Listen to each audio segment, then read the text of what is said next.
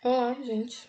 Meu nome é Viviane, eu sou aluna do curso de Letras Português da Universidade Estadual do Ceará e eu estou aqui hoje para realizar uma atividade da disciplina Estágio 1, tendo como base o plano de aula da minha colega Nara Gabriele, que sugere o uso de quadrinhos em sala de aula.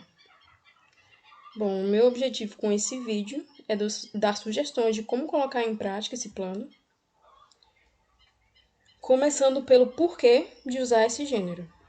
Bom, primeiro porque é uma leitura leve, tem pouco texto, então até os alunos menos interessados em ler vão participar. E é por isso que os quadrinhos são tão bons para serem usados em sala de aula, para incentivar esses alunos que não têm gosto pela leitura, porque é fácil, tem imagens, a maioria são curtos. Então, se esse primeiro passo para a leitura é dado, fica mais fácil dar o segundo, que é oferecer textos mais extensos com outros gêneros. As representações gráficas, as imagens, né, alimentam a criatividade. São uma série de formas, cores que o aluno pode tentar reproduzir.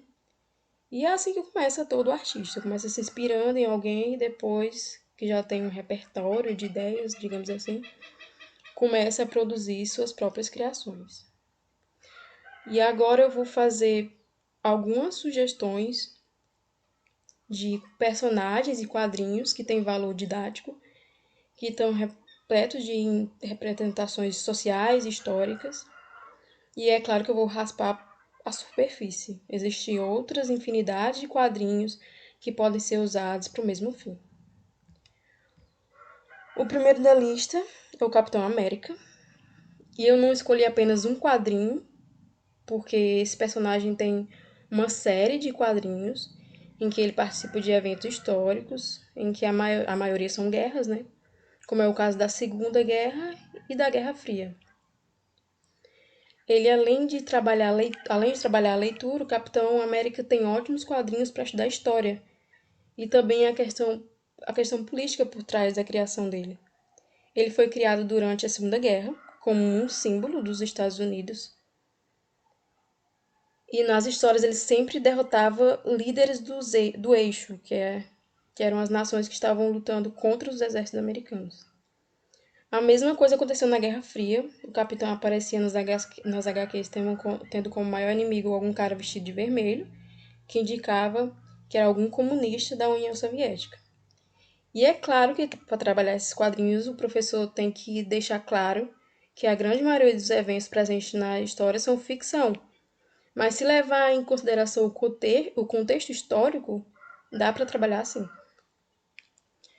Eu coloquei aqui também a Bíblia, tanto porque ela realmente é mais fácil de ler nesse formato, mas também para representar os livros religiosos em geral. A gente tem vários livros em forma de quadrinho, desde Candomblé até o budismo. Como na maioria das escolas religiosas se usa essas obras, seria uma boa opção também.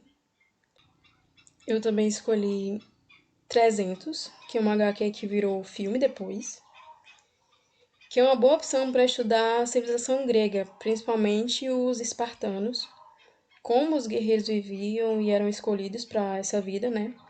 E também a civilização persa, porque a HQ ela relata a guerra entre espartanos e persas, e principalmente a batalha que houve entre mais de 7.000 guerreiros persas e 300 guerreiros espartanos. Por isso o título, né?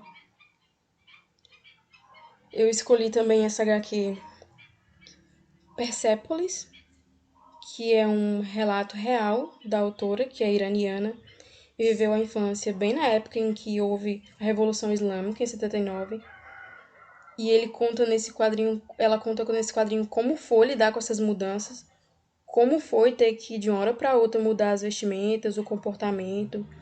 E foi especialmente difícil para ela, porque ela era de uma família muito moderna, então eles tinham mil planos para o futuro dela, de trabalhar, de estudar, e tudo teve que ser deixado de lado. É uma HQ para estudar essa revolução e também o papel da mulher na cultura islâmica. Outra HQ que eu escolhi foi Maus, que é muito pesada. Ela é uma história que mostra alguns eventos ficcionais, mas toda a criação e algumas situações mostradas foram baseadas nos relatos do pai do autor, que esteve em um campo de concentração durante a Segunda Guerra. E nessa história, os judeus são representados por ratos, os nazistas são gatos e os poloneses são representados por porcos. E eu achei isso ótimo para trabalhar a análise do discurso. Que mensagem o autor estava querendo passar com a escolha desses animais?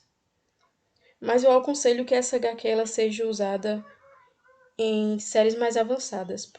É um ótimo material, inclusive ganhou um prêmio Pulitzer, mas ela possui várias imagens gráficas, enfim. Eu separei alguns quadrinhos que falam sobre a história do Brasil.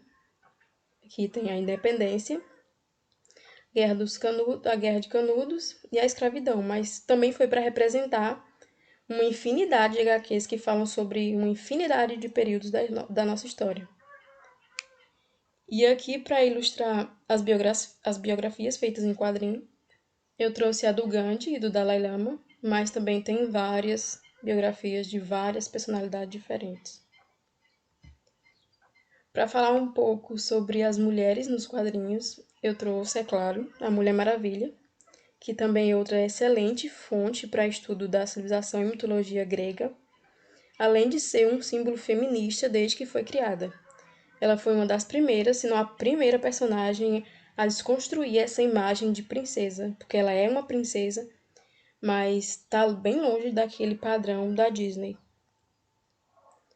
Eu também separei essas duas personagens que foram criadas para substituir super-heróis. Eu achei isso muito interessante. A primeira é a Riri Williams, que aprimorou a armadura do Homem de Ferro. E a segunda é a Thor. Eu não sei se esse nome dela vai ficar assim mesmo, mas enfim. Ela é a versão feminina do Thor e é meio que uma afronta ao fato de que as deusas não ganham tanta fama quanto os deuses. Outra HQ que tem um excelente conteúdo social é Pantera Negra, que além de mostrar vários aspectos da cultura africana, também é um símbolo de representatividade, porque como vocês já devem ter percebido, não tem muitos super-heróis negros. E a HQ do Pantera Negra trata sobre racismo, sobre o fato de americanos e europeus continuarem tentando levar as riquezas da África, mesmo depois de já terem levado muito. Também tira a África daquele papel de continente pobre e coloca como uma grande potência com muita riqueza natural e tecnologia, além de também colocar mulheres em papel de destaque, já que a guarda dele, que é o rei, é feita por mulheres. Eu também não podia deixar de falar das tirinhas e do seu grande poder pedagógico. Eu, quando pegava um livro didático, saía folheando, procurando as atividades que tinham tirinhas. Elas têm muito conteúdo político e filosófico e são ótimas para trabalhar a interpretação de texto e ainda funciona demais para chamar a atenção do aluno. E um clássico da literatura brasileira, da nossa literatura, né? O Menino Maluquinho. Eu escolhi esse personagem pensando nas primeiras séries da educação básica, porque a maioria das histórias narram eventos do cotidiano, a linguagem é muito fácil, o menino maluquinho vive tendo ideias, inventando coisas. Isso estimula as crianças a serem mais inventivas também. E eu acho que mais do que qualquer outra HQ, os quadrinhos do Menino Maluquinho relatam a vida escolar. Pelo menos em quase todas as revistinhas que eu tinha quando era criança, ele estava na escola ou fazendo trabalho da escola. E algumas vezes as crianças das séries mais iniciais ainda não estão super adaptadas à escola. E isso poderia ajudar de alguma forma. E por último, mas com certeza não menos importante, a Turma da Mônica, que foi a primeira leitura da vida de muita gente, acredito eu. Pelo menos foi a minha primeira leitura. É um quadrinho que se comunica de uma maneira absurda com a criança, então as crianças acabam criando um sentimento de identidade e absorvendo todas as informações, todas as mensagens do quadrinho.